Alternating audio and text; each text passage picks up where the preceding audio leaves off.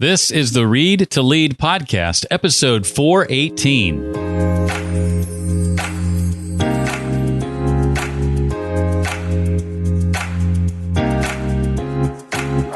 Hi, I'm Stephen R Covey. I'm the author of Trust and Inspire, The Speed of Trust, and Smart Trust. If there's one podcast you can trust for compelling, thoughtful, and life-changing conversations every week, it's the Read to Lead podcast with my friend, Jeff Brown. Enjoy.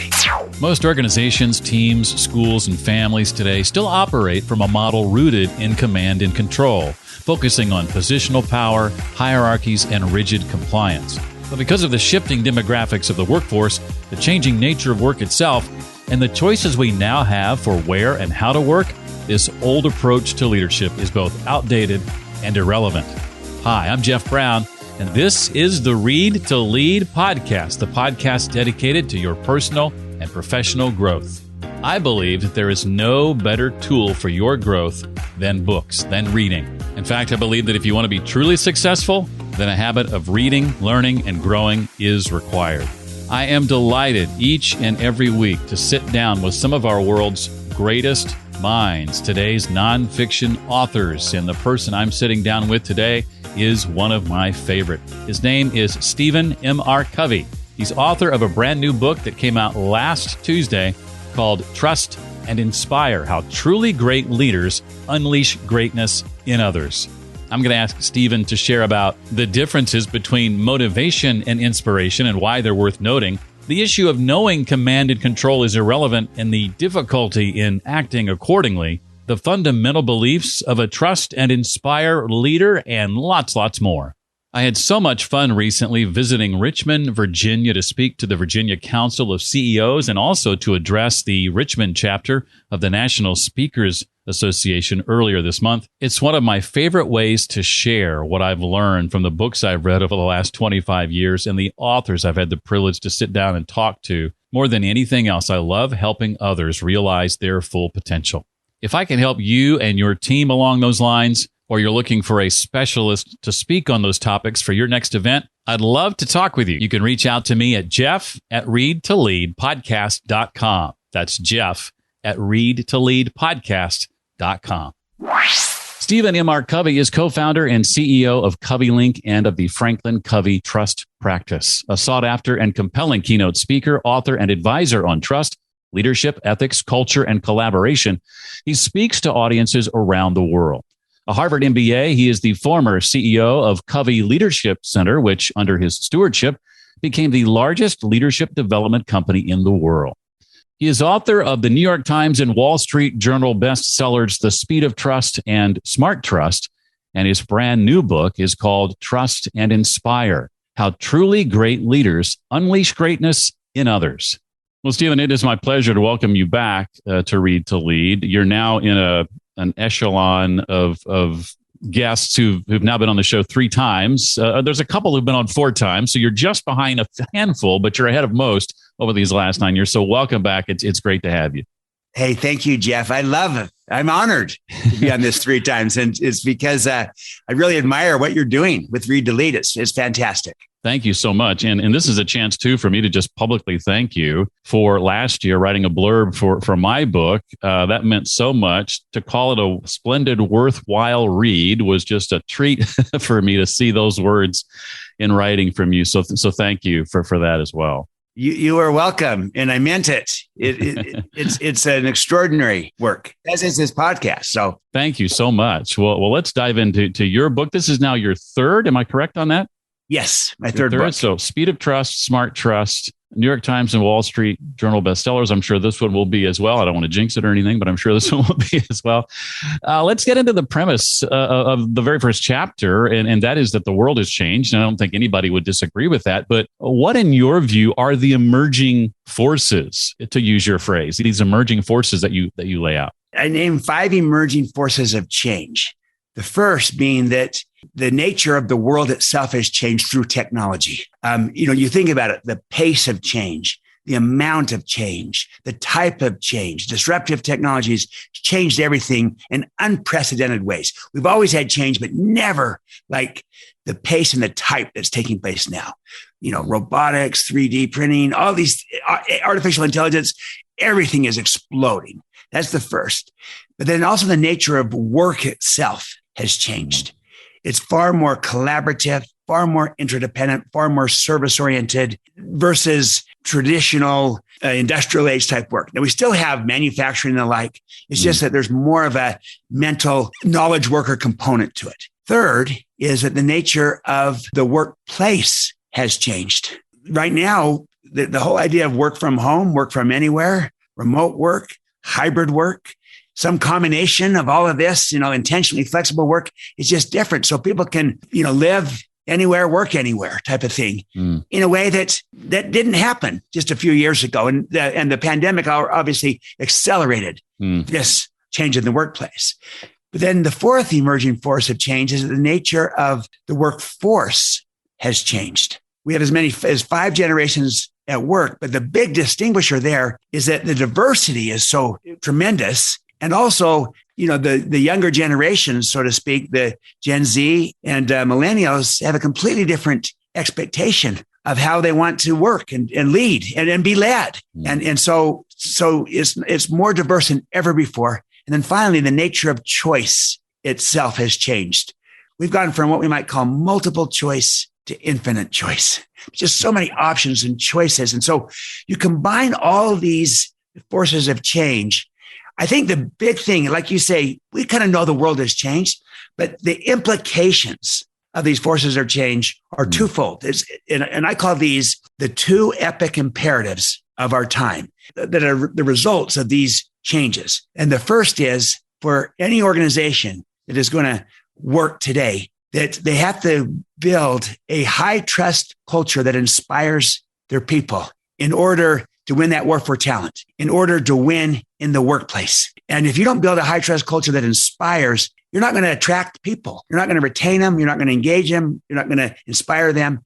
And when people have lots of choices and they can work from anywhere and they have options, if you don't have that kind of culture, you won't keep those people and you won't win that war for talent. So that's the first is we've got to, I call this, my summary of it is win in the workplace. Through creating a high trust culture that inspires people. But the second epic imperative resulting from all these changes with technology and everything is that we've got to collaborate and innovate to stay relevant in this changing world, or else we'll fall behind and we'll become irrelevant as an organization, as a team. And so the need for collaboration and innovation has always mattered, but never more so than with all this change going on, or else we become irrelevant. And I'm calling this win in the marketplace. And so those are the 2 imperatives: win in the workplace, win in the marketplace. And the point is the old way of leading, the old style of leadership, it's not going to work on those 2 imperatives. You can't command and control your way to collaboration and innovation. You got to do that through trust and inspire. And this is the idea that it's the implications of these changes, these forces of change, the need for a great culture to inspire and the need to collaborate and innovate to stay relevant in a changing world. That's the implications of it. That's pretty significant for any organization, or else they'll fall behind. What about the person listening right now, Stephen, who's hearing that word inspire or inspiration and maybe conflating it, as I have done in the past, with the word motivation? You draw a distinction between those 2 words. What is that distinction and why is it important we understand it? Yeah, the distinction is critical today because they come from 2 different places. So motivation tends to be external. It's extrinsic. And so it's something that moves you to something, and through rewards, through external stimuli. So it's carrot and stick. Right. And, so I give more rewards, the carrots, or I have bigger sticks, punishment, consequences. And the question is, do rewards work?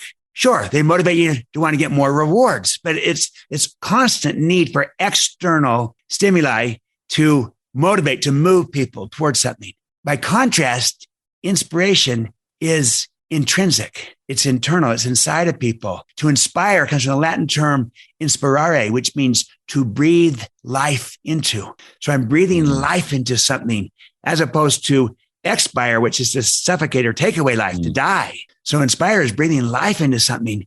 But the whole premise is it's already inside of people. And we're trying to ignite the fire that's already within. And the difference is that inspiration, when someone feels inspired because it's inside of them already, as opposed to motivated because it's external outside of them, but they feel moved to it. Inspired is that can live on for years when you light that fire for someone versus the need to constant more stimuli, more external motivation. So inspiration is so powerful a force, and people today don't want to be motivated as much as they want to be inspired.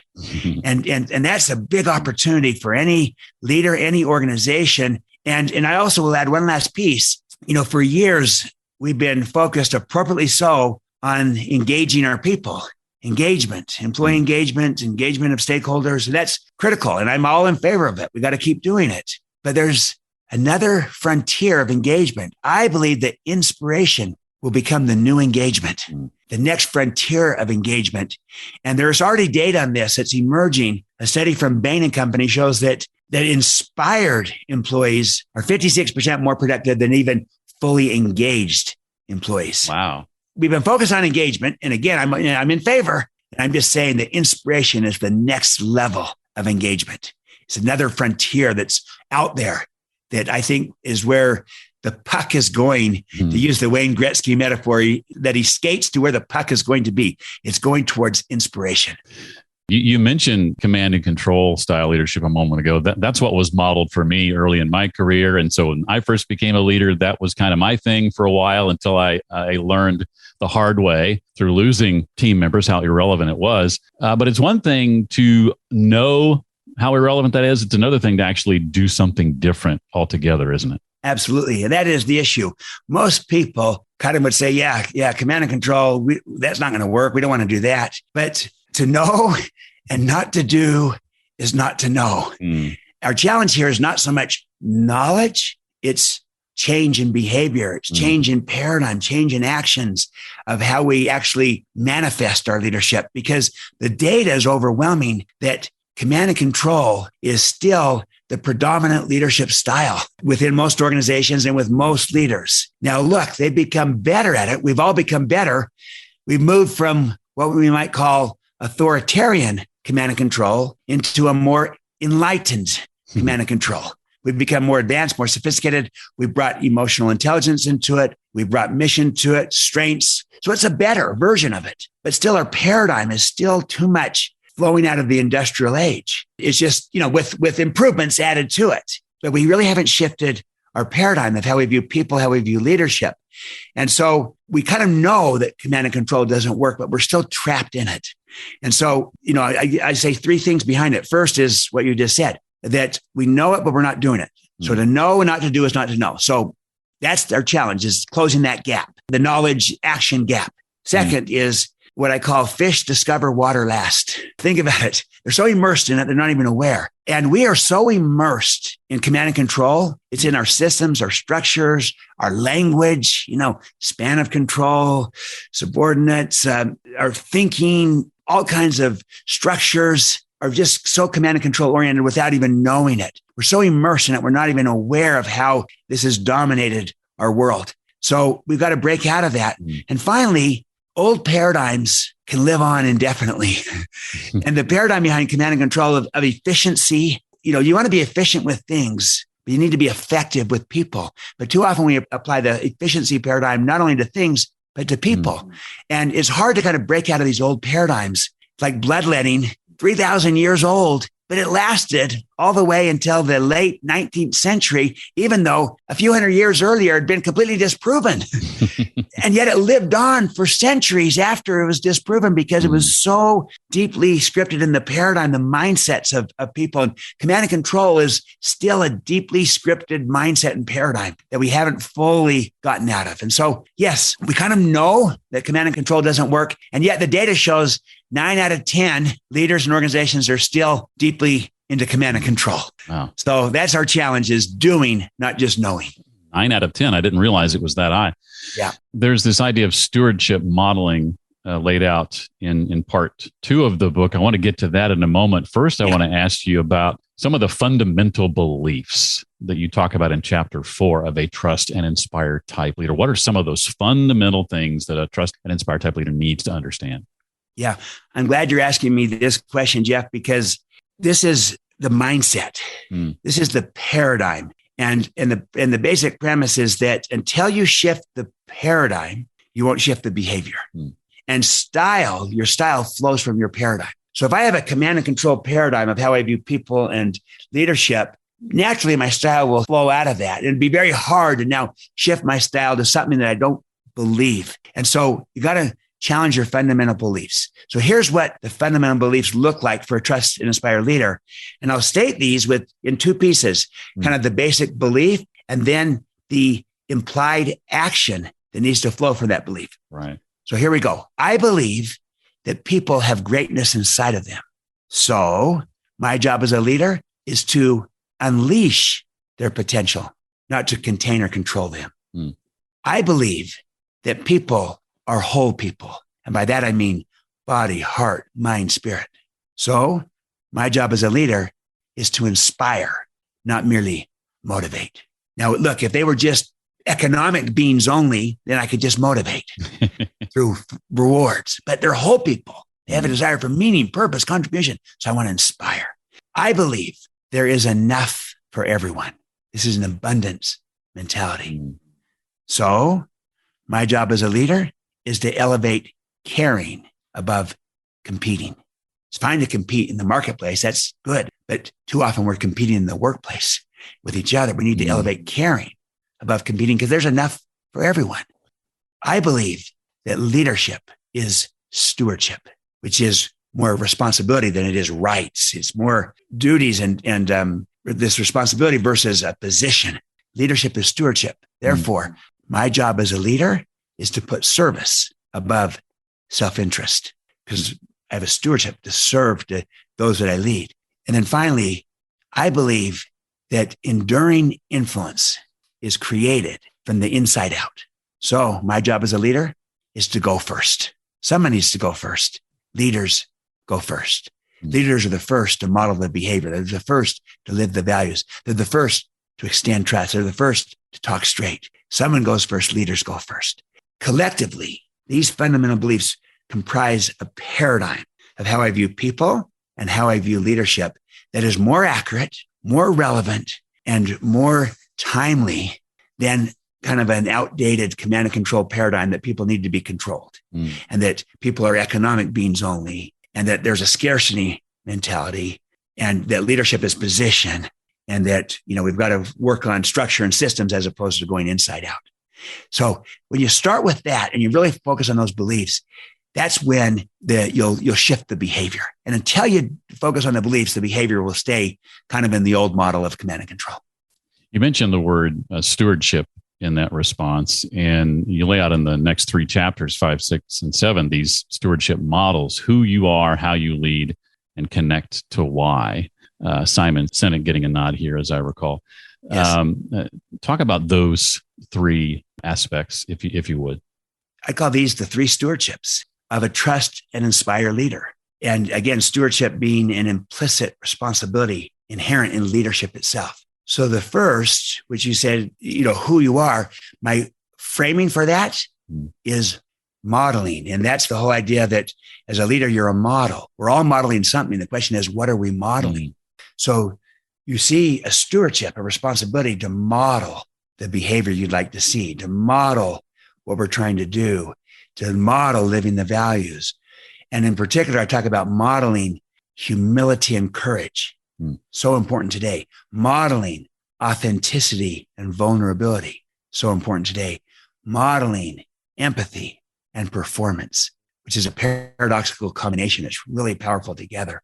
So the whole idea of the first stewardship modeling is that leaders go first. The second stewardship, what you described as how we lead, the overall heading for it is trusting. I have a stewardship, an inherent responsibility to trust those that I'm leading. Because how am I going to bring out the greatness in them if I don't trust them? If I don't trust them, I'm just trying to contain them or control them, but I'm not unleashing them. I'll unleash them by trusting them. So I have a growth mindset, not just for myself, but for them. And I trust them. trusting. And it's interesting because here's what our research shows. You could have two trustworthy people working together and yet no trust between them, even though they're both trustworthy, if neither person is willing to extend trust to the other. So to have trust, you not only have to be trustworthy, you also need to be trusting. You have to be willing to give it. And when you give it, people receive it and they return it. There's a reciprocity of trust. Plus, they're inspired by it and they rise to the occasion. They perform better, and you tend to bring out the greatness in people. You help communicate their greatness. You see it, you communicate it, you develop it, you unleash it through trusting. That's the second stewardship. And the third stewardship, then connect to why. That's about inspiring, that we're inspiring others. We have a stewardship as a leader to inspire those that we're leading. And that's kind of a paradigm shift that leaders need to inspire, because most people think that to inspire, you got to be charismatic. And I'm trying to separate charisma from inspiration, saying everyone can inspire. Inspiring others is a learnable skill. And how do you inspire? By connecting with people and connecting to purpose, to meaning, to contribution. And so this idea, this stewardship of inspiring is kind of a big breakthrough, that if we need inspiration as opposed to motivation, who provides it? Leaders do. Leaders inspire, and you can inspire when you learn to connect with people through caring and belonging, and connect to purpose, to meaning, to contribution. Those are the three stewardships: modeling, trusting, inspiring. That's what's asked of us as leaders in our world today. Thank you so much for unpacking that. I really appreciate that. And I love the point you made about separating charisma from being an inspiring leader. For so many, I think that they're breathing a sigh of relief right now, having heard that. So thank you for that. What are some of the maybe more common hurdles or pitfalls that trip us up on the way to becoming a trust and inspire type of leader? Yeah. An overall pitfall to becoming a trust and inspire leader, a barrier, is this, that I think that I am one. Hey, I'm already trust and inspire. Seriously, the biggest barrier to becoming a trust and inspire leader is that we think we already are one. And so we're not really challenging ourselves on this. We're kind of saying, yeah, I believe all those things, but are we doing them? Are people experiencing them? I'll give you just one illustration of that. In trusting, in that stewardship, people overestimate how much they think they are trusting compared to how their people think that they are trusting by 3 times, 300% higher. So in surveys, these are in surveys, when you ask the leader, do you trust your people? They say, yes. The people, when they're asked, does your leader trust you? No, 300% gap. So we think we already are one, but really let's test this and challenge that. That's the overall biggest barrier. But in particular, a barrier will show up of saying, hey, this trust inspires a nice idea, but this won't work here. This won't work here. You don't know my boss. He's really command and control. You don't know my company. We're a command and control company. You don't know our industry. We're in a highly regulated, compliance-based industry. It's all command and control. So that's the first one. This won't work here. And we gotta work in our circle of influence and say, you got to work from the inside out. Another one is fear. Fear in all of its forms. But what if I lose control under this trust and inspire? But what if it doesn't work? I tried it. It doesn't work. But what if I've been burned before? I have tried it and it didn't work at all, and I've been burned. Or what if I don't get the credit? If I trust people and they get all the credit, what if I'm not as confident as you think I am? I'm a little bit, I got the imposter syndrome type of thing. Yeah. So a lot of fear-based barriers. Another one is, I just don't know how. I like this idea of trust and inspire, but how do I do it? How do I learn these stewardships? How do I learn to trust in a way that's smart and not a blind trust? And another one is, for some, kind of like, well, I'm the smartest one in the room. And so my way is the better way. And I might go through a charade of listening to people, but at the end of the day, the smartest one in the room kind of thinks that I've got the best idea. Yeah. And so they really have a hard time challenging themselves of trusting others because they think they're the smartest. No one would admit to that. That's often the case. And finally, the idea of, for some, just, this is who I am. This is what made me good. I know how to lead from the way I've been trained in it, raised in it. It's where I've gotten to my career. But to quote Marshall Goldsmith, what got you here won't get you there. So you may have had success with this old style. It may be who you've been, but you can change your style. But for many, that's a little threatening. And they say, well, I am who I am. But if you're command and control, even enlightened command and control in a new world, it's not going to work going forward. So those are some of the barriers that get in the way. But I think the overarching barrier is that we think we already are one, a trust and inspired leader, and we're not quite there yet. As you talked, I can't help but think of my last leader, somebody who I've mentioned on the show numerous times for being what I would call a trust and inspire type leader, and had that default of trust. Unless you gave him a reason not to, he was gonna trust you 100%, and understood and wasn't afraid to leverage the collective brain power in the room and spread credit every chance he got, and if appropriate, shoulder a part of the blame too. So kudos to Matt. If you're listening, thank you for being an entrusted, inspired type leader. That's beautiful. That's Jeff, to hear that. Seriously, let me just ask you this question, Jeff. Sure. So Matt, being that kind of leader, what did that do for you? Well, it inspired me. It made me want to, like disappointing him would be the worst thing I could ever do. Yeah. Like disappointing, a parent. The worst thing I could do was disappoint him. So I began every day basically thinking, how can I make Matt's job easier today? How can I make him look like a superstar? Yeah, that's beautiful. What happens when someone believes in you, someone trusts in you, someone models this, and then they say, I believe in you, Jeff, and you don't want to let them down. And that's internal. See, that's intrinsic. That's inside of you, that you feel this way and you perform better. And plus it's energizing, it's more fun. And that's a better culture. You love working for that kind of leader. And I'll bet we've all had someone that was the opposite. At some point in our career, we've had a command and control leader, and you do the minimum, or you do what you need to do. But it's not at all what you just described. This is what I mean by trust and inspire. We need more Matts out there that are doing this. Yeah, for sure. And the best tribute I could give to him was dedicate primarily my book that came out last year to him. Boy, that's so that was a real treat for me too.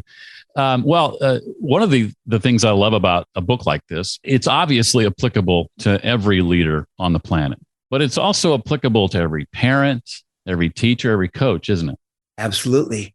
In fact, all throughout the book, I'm giving personal examples, family examples, community examples, education examples, teaching, athletic examples, because it's applicable in all of life.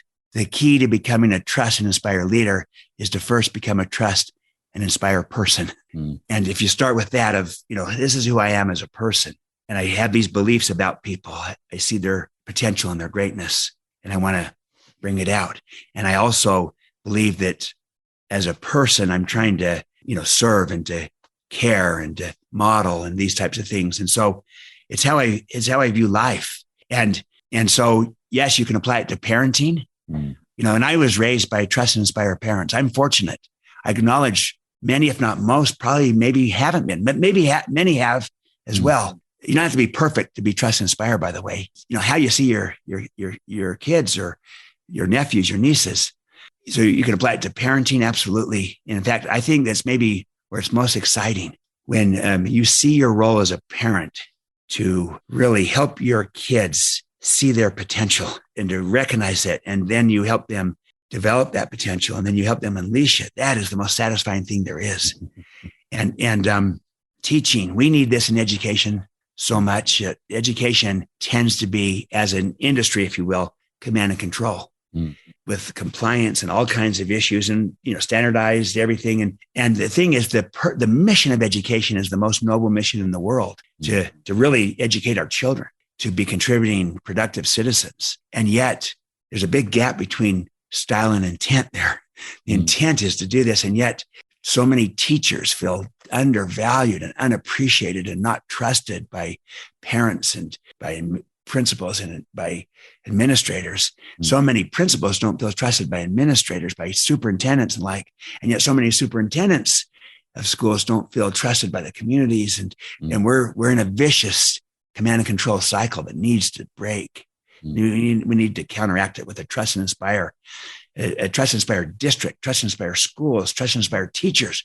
Just unleash this potential of every stakeholder, every student, parents, etc. coaching, that's the last bastion of command and control.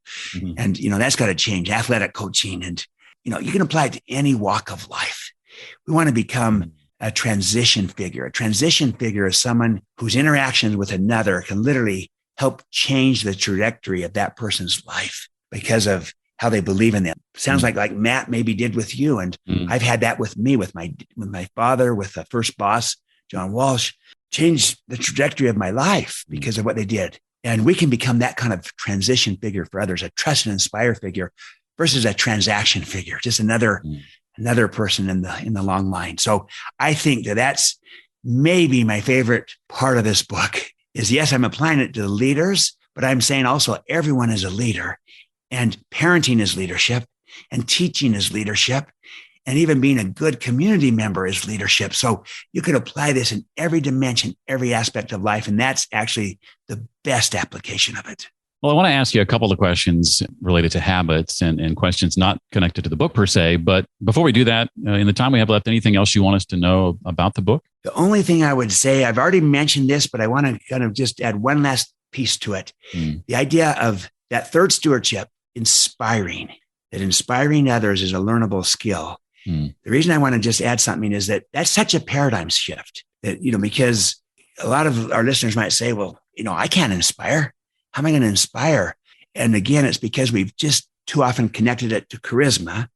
Let me tell you, when you do the first two stewardships, you're already inspiring others. Think about it. When you model the behavior, that inspires people.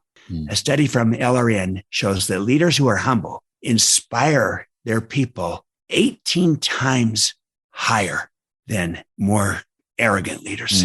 So when you model the behavior of humility, you're inspiring people. When you model, you're inspiring. When you trust people, that inspires them. Like your example with Matt. He trusted you and inspired you. So by doing the second stewardship, trusting, you're already inspiring people. So between modeling and trusting, you're already on third base, to use the baseball metaphor. And what brings you home is just that last stewardship of inspiring, of connecting with people and connecting to purpose. That's more now explicit around the act of inspiring.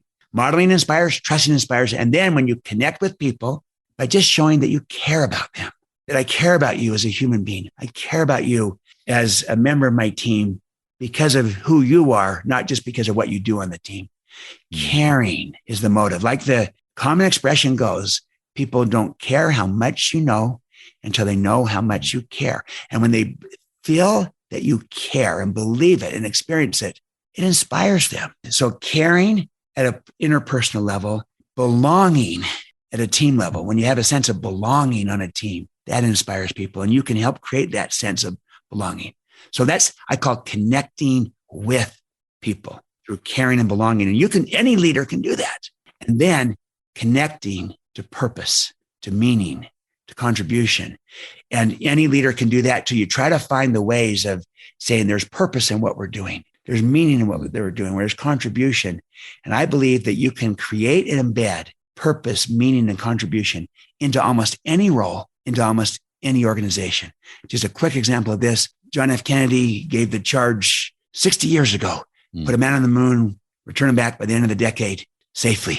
And like a year and a half later or so, he's walking through a NASA facility. He comes across a janitor, and President Kennedy says to the janitor, "Who are you and what do you do?" And he says, "I'm so-and-so, and I'm working to put a man on the moon." I mean, it had reached the end of the row. He had a purpose. And look, that was embedded into that job. So my point is, you can create and embed purpose, meaning, and contribution into almost any role, into almost any organization. And that you can do as a leader. And when you do that, that inspires people. So my whole point is, we can get good at inspiring as leaders. It's a stewardship, and it's learnable and doable. And you do the three stewardships, you will be doing this. You'll be inspiring. It will be an outcome. So I just will highlight that one because that's where the puck is going, towards inspirational leadership.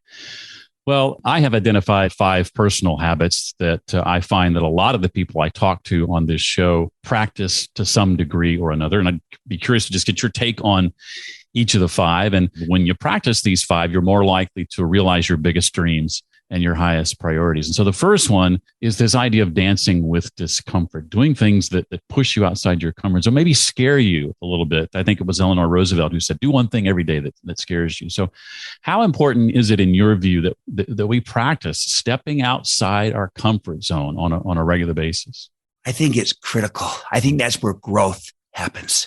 And if we remain in our comfort zone, we don't grow. And it's kind of like someone said, I've got 17 years of experience. And for some that might be true, but for others, it might be, no, you've got 1 year of experience that you've repeated 17 times. Big difference. And the difference is, are you going outside your comfort zone? Are you pushing the envelope and learning new things? And if you're not, if you stay in your comfort zone, you'll have 1 year of experience repeated 17 times. If you go outside your comfort zone and do something every day that scares you a little, I'm not asking you to be extreme about it, but I love how you say it. On occasion, we go outside of our comfort zone. That's where the growth happens. And, having a growth mindset for ourselves and for others is critical. And you do that by leaving your comfort zone. The second one, Ritualize your reading. What advice would you give to someone who maybe recognizes that that's a habit they need to start, and maybe desires to, but they're just struggling getting that habit rolling? What would you say? Don't overthink it. Start. Yeah. Start, because so many times we have all these big books, and I have a book list, and I'm sure most our listeners do. But it's very easy to kind of be overwhelmed by it. So you just start. And what I find with rituals on reading is that they tend to emerge as you find some patterns and opportunities. And let me tell you, for me, what's happened. I find that I am doing a lot more reading now as I'm listening to books. And I start by listening because I try to exercise every morning. I started putting books on. I started listening to books, and I said, you know what? Wow, I like this. And I actually can do both. I can exercise and listen, and I like it. And when I really like a book, I find myself buying the book too. So it's good for the authors, because I buy the book, on Audible, and then I buy it, the physical copy too. But I kind of have developed my own ritual that I didn't intentionally plan it. It kind of emerged. And it happened because I just started. I said, I got all these books I want to read. And I just started saying, let me try listening to it. So find a way that works for you. They might be different for everyone, but rather than kind of trying to find the perfect way, just get started. Just start reading. Just start listening. Just don't wait until you've found the perfect formula and that you say, well, as soon as I get through this, and I'll start reading. Just start doing it along the way, even if you do a little bit. And I think what will happen is you'll see that there's such growth that comes from it, and stimulation and intellectual development, that you'll just find, you'll create ways of saying, I'm going to prioritize this. Rituals will emerge when you realize the value that comes from it. We're talking about habits here, of course, and the irony is not lost on me that this is a topic your family knows quite a bit about. The next one I want to go to is what I call examining your energy. It's the E in the acronym. And I'd be curious to know, throughout your career, what are some of the methods that you've witnessed others leverage, or maybe you've leveraged yourself? Maybe this gets into big rocks territory, in order to increase the amount of time you spend in areas that give you energy, and maybe lessen the amount of time you spend in areas that zap your energy. I think this is a critical habit that you've identified here, because the idea of what I learned from Jim Loehr, who wrote the book, The Power of Full Engagement, that managing energy, not time, is the key to high performance. And it's not that you don't manage time, you do, but your energy matters. And so the idea of identifying activities and people who energize you and trying to spend more time there and engage in that, and to become self-aware of activities that zap you and that drain you, and just try to say, how can I minimize those, or cut them out if possible, or at least minimize them, or maybe reframe them to become less draining. Some of it might be a reality as part of your world, part of your job, but you're trying to either reframe it, minimize it, delegate it, or cut it out altogether. It starts with self-awareness. So what excites you, what energizes you, what drains you? And even a lot of my work on trust shows this, that in high trust relationships, that is energizing. It's fun. Low trust relationships, is draining, is exhausting, and no fun. And so I focus a lot on this as well. Energy and joy flow from trust. And so for me, I try to focus on building high trust relationships. That's my way of knowing if I build trust, that energizes me in those relationships. And there's a lot more joy. And when there's low trust, then that saps me, that drains me, that exhausts me. And so I either try to build more trust in that relationship or minimize my interaction so I don't get drained and exhausted if I'm not able to build the trust. And so, I've reframed this around trust, my core life's work. The next one, assemble your advisors. This is sort of the idea of having your own personal board of advisors. And I'm talking in most cases, though it can be peers at work. Oftentimes I think of this as those outside of work, people you're meeting with on a regular basis who maybe have similar goals as you, are like-minded, but you're meeting with on a regular basis, either in person or online, to encourage you, to challenge you, to hold you accountable. What does your experience suggest about the importance of having a group like that? I think it's a significant advantage that many people really have not implemented. And I like how you have mentioned all those elements: encourage you, challenge you, hold you accountable.